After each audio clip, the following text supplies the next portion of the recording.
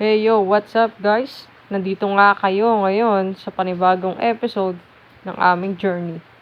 So for today's video, tuturuan namin kayo paano magtali ng alimango. Listen, look, and listen, and learn.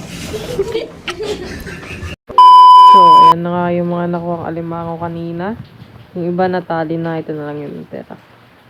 Yan na nga, dinukwat, kinuha. Yan na nga po. Nakipaglabanan. So, yan ang una nyong gagawin. I-press yung alimango. Press lang na mabuti. So, ayun. Tignan nyo po kung ano yung size niya.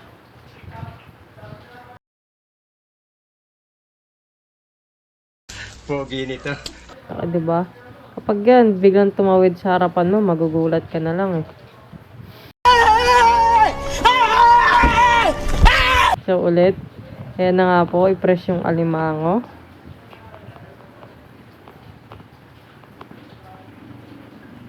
Pagka-press, kumuha ng panali.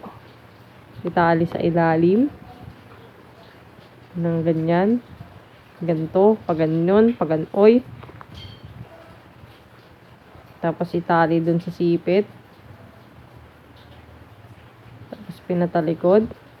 Pinaganyan. Pinaganoy. Yes, yan na. Voila! Ito ang life hack para sa'yo.